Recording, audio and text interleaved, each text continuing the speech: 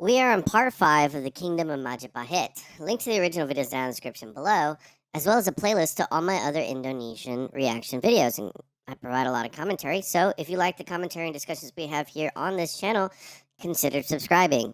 Without further ado, let's jump into it. 1398. 300 Majapahit warships surround the Kingdom of Singapore. They've come to settle unfinished business. Singapore is the last holdout of their old rival, Srivijaya.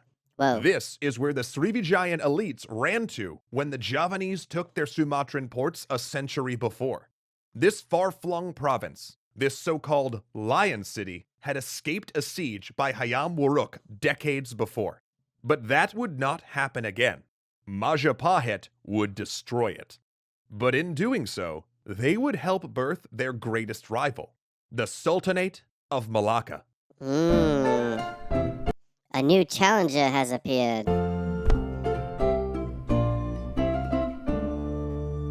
A quick aside before we begin. We started episode 1 of this series with a call to aid earthquake victims in Lombok. However, as we finished this episode, an even more devastating earthquake and tsunami struck the island of Sulawesi. Once again, we've linked 2 fundraising efforts in the description. One international aid organization and another for a local effort. Any help you could give would be deeply appreciated. And now back to the show. When Majapahit raised Singapore in 1389, they appeared to be at the height of their power. True, Hayam Wuruk was 9 years dead, and multiple princes were warring for the throne. Yes, because we remember that the daughter, or the former queen, if I remember correctly, had a son and a daughter, and then essentially split the crown unintentionally, or I don't know, and maybe intentionally causing a civil war. Who knows? But Majapahit navies still controlled the spice trade, challenging rival Thai fleets and the occasional Chinese trade expedition. Little did they know, however, that the archipelago was entering a period of transition and realignment. But it was not a great sweeping event that would bring change. It was a small gradual one, for the kingdoms on Sumatra were increasingly converting to a new faith. It's unclear when Islam came to Indonesia, but it likely resembled the earlier diffusion of Hinduism and Buddhism through maritime networks. But even in this, it had an advantage. As a religion started by merchants, Islam was naturally portable. While Buddhism and Hinduism relied on geographically fixed elements like temples, god images, and monasteries, spreading Islam to new lands required only transporting books and cultural practices. Muslim traders had passed through Indonesia since the 8th century, but it was the 13th century before the religion gained local converts. The Malay traders of Sumatra seem to have picked it up first. They specialized in the leg of the spice trade between the Strait of Malacca and the Bay of Bengal. So is this gonna basically, because they converted and they were attacked, did that mean that they now have more allies that they wouldn't have had otherwise? Is that what they're leading to? Because that'd be kind of crazy of a coincidence. Like, that's kind of like crazy luck if you really think about it. Being able to convert before the city was raised and destroyed. Like, talk about timing. That would be some crazy timing. Putting them in contact with Indianized Islam that was more compatible with their worldview than the versions practiced in the Middle East. Meanwhile, which I found that, you know what's crazy is, as an American, we only really hear about the Islam in the Middle East and not so much about different parts of the world. And so it's really interesting to see how similar they are, but how dramatically different they are. Another wave came via China, where Muslims were enjoying an unusual period of lenience under the Mongol Yuan dynasty. Initial conversions were likely pragmatic. After all, common religion often greased the wheels of trade, and this new faith had intriguing things to offer, like Arabic writing, language, legal codes, and paper, which was so much more convenient than dried palm leaves. And it was these same tools of linguistic power, as well as the sweetener of greater diplomatic and trade links to Muslim kingdoms in India, that convinced local rulers to start adopting the teachings of the Prophet. In fact, this linguistic merger was so comprehensive that 15% of the words in Malay come from Arabic roots. Wow, that was quick. They didn't play around. They're like, wait a minute, we can trade with people across the world if we do this? Hey, say less. By 1346, a flourishing Muslim trade city, the first in Indonesia, existed at the northern tip of Sumatra. And we know this from who else but Ibn Battuta. Oh, yes, we know about Ibn Battuta. We learn about him in the US too, so. Yup, the same Ibn Battuta from our Mali series. Seriously, this guy went, like, everywhere.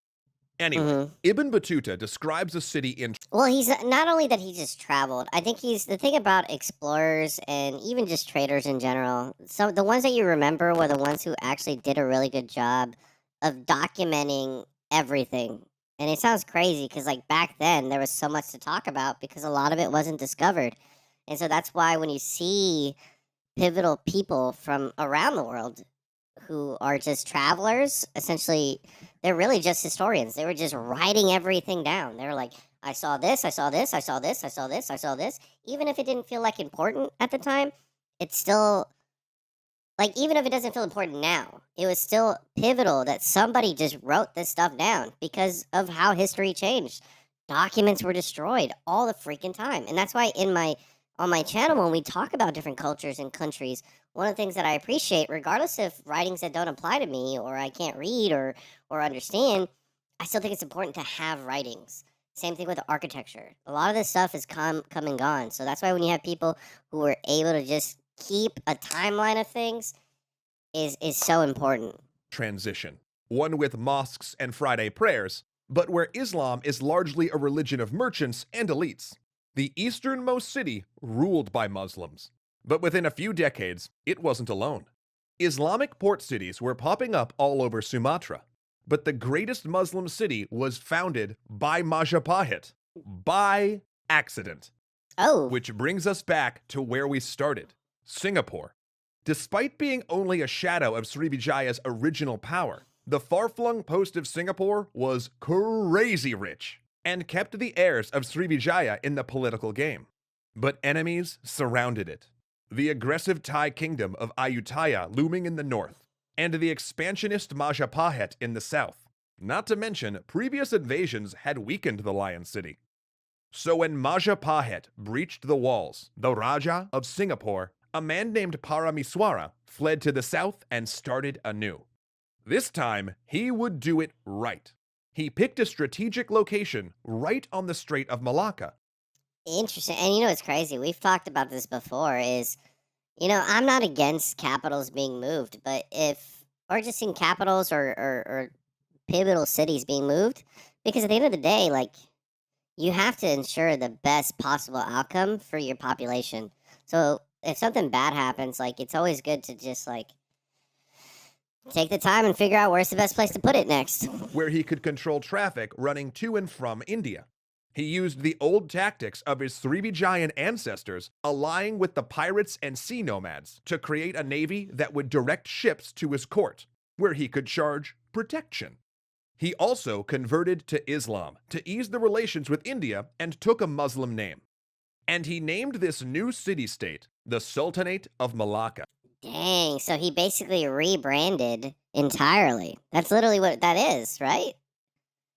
I feel like there's more that he did, though. I mean, I'm sure he's going to talk about it more in this video, but if you rebrand that dramatically, I'm sure there's more things that he did to really lean into, we're different. Like, this is a different game. We're doing things differently. Let me know in the comments what you think. What are some little things that maybe he did that might not be mentioned in this video? But not after the Strait. Oh no, the other way around. We call it the Strait of Malacca because of this city. Wow. Malacca would be a new zenith for a Muslim kingdom in Southeast Asia, and a powerful state that cast its sphere of influence to the surrounding maritime ports. But to attain that height, Paramiswara needed one last step to secure Malacca, a tributary ally to keep the larger powers off its back. Oh, I knew it. I knew this was coming. I had a feeling. Because it's like, how does it all work out that way? And it's like, now, I don't know who the ally is going to be. I have no idea. But, that's crazy. It's kind of like, if you think about it, it's kind of like a bait. You're like baiting the enemy, right, in a way, to then fight you. then you lose, but then they now have to fight the bigger enemy. It's kind of it's kind of what's done nowadays, right? It's like everyone trying to bait America into, or no, people, the smaller powers are always trying to bait the other enemies because they're like, oh, America's gonna back us up, so you can't fight us. You know what I mean? It's kind of crazy how that strategy we're talking about. This is kind of what it is. Like we're looking at it now, right? And look at all the time that's passed, and it's still like a viable strategy. Kind of crazy. He turned to China. The Mongol Yuan emperors were gone, overthrown by the Ming. And a century after Kublai Khan's failed invasion of Java, the imperial court was looking to re-engage in maritime Nah. Southeast Asia. Yet imperial inattention had allowed fleets from Majapahit. That's crazy. So they're like, nah, we're going back. We're gonna go back now. Oh no. And the Thai kingdoms to essentially run the table in the southern seas. The Sultanate of Malacca offered a unique opportunity for the Ming. They were looking for a partner to keep the sea lanes clear on the strait, one that wasn't a burgeoning empire set to challenge Chinese influence in the region. Malacca was, essentially, a knowing pawn. The Chinese got a check on Majapahit and Thai power. I wouldn't even say he was a knowing pun. This guy, like, the thing is, it's like, again, he rebranded himself entirely. And he's just trying to play, he's trying to get as many good favors as he can across the board from everybody. Because clearly he's not the strongest power. So I don't want to say, like, I want to be fair here. I don't want to say he was a knowing pun. Because if you put yourself in their position, right? Like you're the underdog. You're in the weak position, so you have to do whatever you can to kind of put yourself in a better position. So to maybe to the Chinese, he might be perceived as that, but I think it's a little bit more nuanced. It's a little bit more gray, like just to be fair, at least in my opinion. And Malacca received a security guarantee from its imperial ally. And that security guarantee wasn't an empty promise, because 2 years later, a Chinese fleet arrived in Malacca, a fleet larger than any seen before. It constituted over 300 ships. The largest were 600 feet long, with Jeez. 12 sails and a crew of 500 sailors. Oh my god. You know how expensive that is? That's crazy. What? That's crazy. What? Now, okay. Alright. You know, sometimes I'm not trying to be skeptical at every video, but I feel like that is kind of crazy. I can believe the ship. I can believe the sails, right? 500 people, that's a lot of people per ship. Not that it's impossible, but it's just so expensive if you're running that many ships. That's crazy. Your civilization would go bankrupt, I feel like. Maybe they were that rich. Who knows? 27,000 soldiers, diplomats, and other officials lived aboard, dwarfing the population of the coastal cities where they stopped. This was the first voyage of Zheng He and his famous treasure fleet. A series of 7 missions stretching the whole of maritime Asia, from the South China Sea to the Bay of Bengal. Their task was neither one of exploration nor military force. Instead, they were a display of Chinese supremacy. That makes more sense. That actually makes more sense now. It's purely a power move. Okay. I was wondering, because like I said, I didn't, not that I didn't think it was impossible. I just felt like, why would you waste that much? That just doesn't make any sense. But, I mean, if you're trying to show power, it is what it is. But, I don't know. Like, the thing is, to me, I'm going to save this question. Let's see. Zheng He would come as a diplomat, dispensing gifts of silk, gold brocade, and other exotic goods. Yet the enormous fleet, sitting right off the coast, carried its own message. This great treasure fleet offered rewards with one hand and threatened retribution with the other. Align with China or face our wrath. Zheng He would make 7 voyages between 1405 and 1433. Dang, this dude wasn't playing around. He did 7 voyages? With that many ships? Maybe not the same number, I don't know. But let's say it, even if it is, that's a lot. That's a lot of voyages with a lot of people. Dramatically reshaping politics in the southern seas. Malacca prospered as a Chinese ally, solidifying its claims and influences under imperial protection, receiving no less than 6 visits from the admiral. And Zheng He, himself a member of China's Muslim minority, helped spread and foster the growth of Islamic kingdoms in the region. And as all this happened, Majapahit increasingly turned inward, tearing itself apart over royal succession. Oh my, talk about timing. You know, it's crazy because when we first started this series, we're talking about the Mongols, right?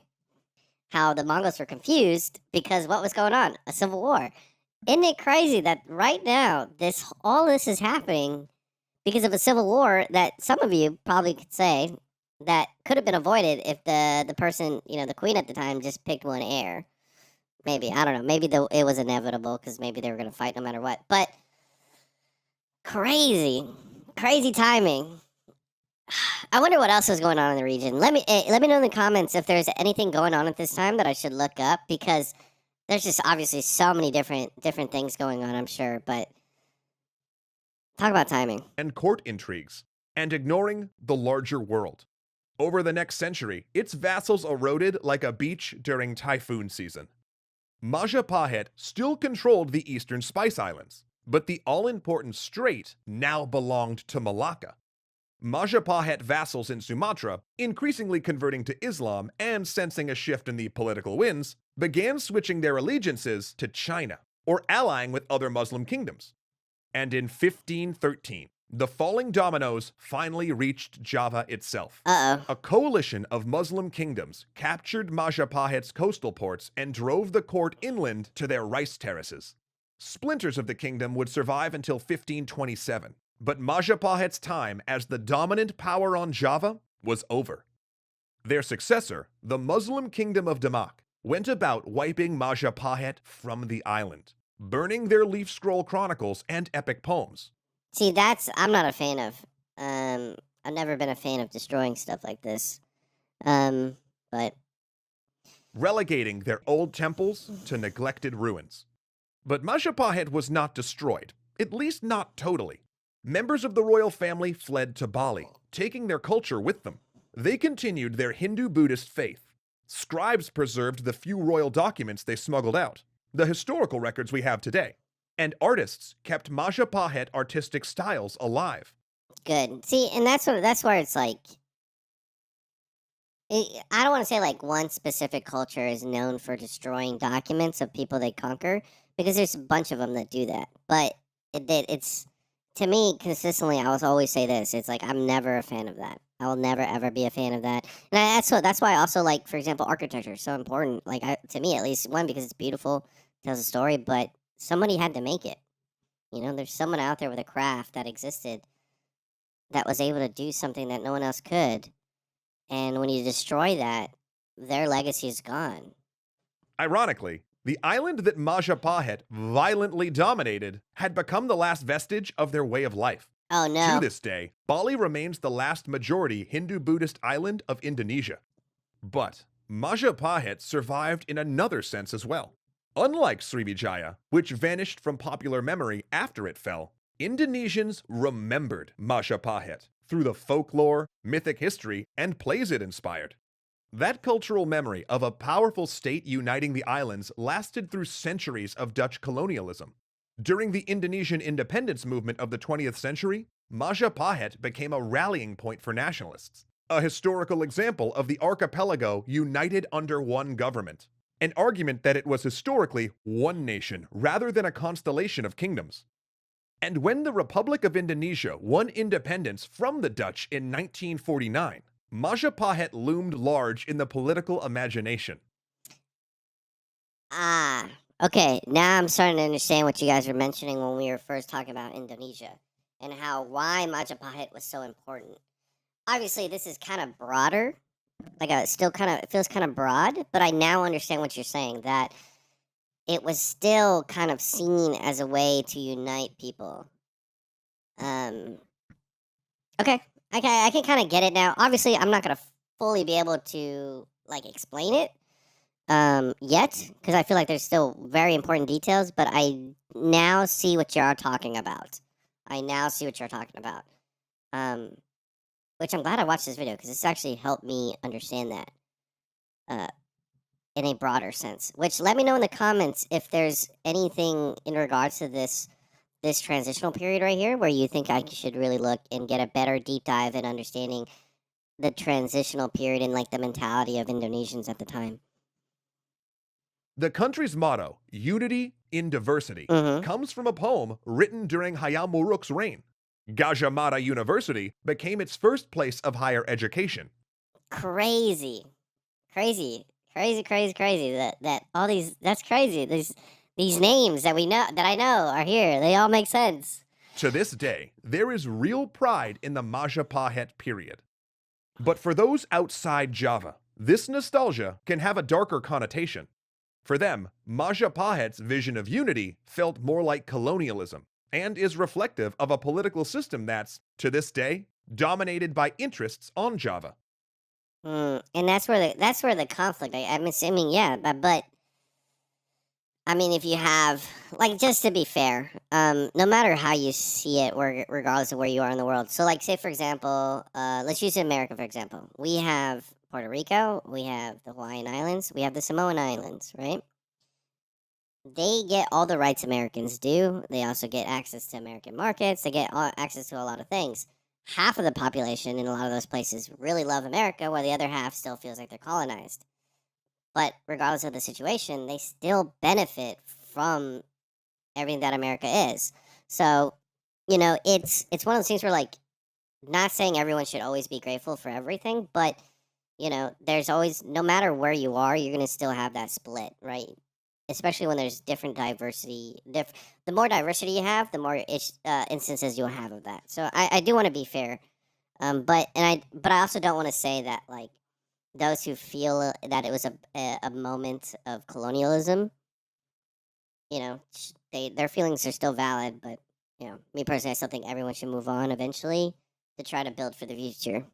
But what lesson should we, as students of history, take from Majapahit? Yes. We can enjoy its stories and understand its role in modern Indonesia, certainly. But to Rob and myself, the biggest takeaway is their use of water. Yeah. We've all been trained to look at maps and only see the land. The water is an empty space, separating countries. But Majapahit didn't see it that way.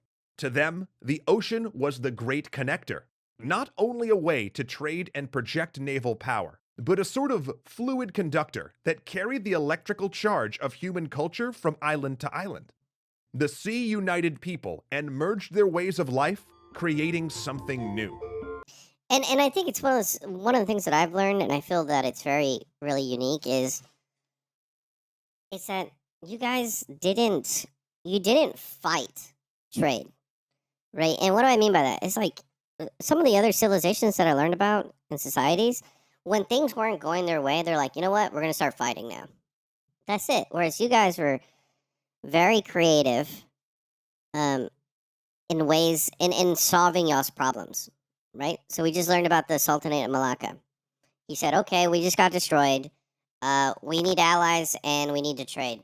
So what did he do? He moved He moved the city. He moved. He changed religions. He went out to go talk to China. He changed everything that he was doing, right? So that whole region, to me, just shows how consistently throughout history that they choose to fight second, but try to do something first that's a little bit different. Change the dynamic. Think outside the box, and that's one of the things that I've learned a lot. That I really understand how creative you guys are in that region of the world. And obviously, there's going to be probably smaller stories that I don't know about, which I know there is some. But I still want to know more about. I forgot what the name was, but there was in the Providences of Indonesia video that we talked about. There was kind of this little family rivalry that I want to talk about. More in depth. I mean, I think it was this, but I don't remember because the names are really confusing. So, but anyway, I love you guys. Let me know in the comments what should we talk about next. I mean, this whole region's filled with so many things that I can learn about. Yeah, let me know what should be next. Love you guys. Check out the next one. Bye. This video is brought to you actually by viewers like you. Thank you so much for subscribing and being part of my journey and allowing me to be a part of yours. Let's create new memories this 2025 on our road to 1 million subscribers. And with all that jazz out of the way, I just want to say thank you so much. I love y'all and enjoy the video.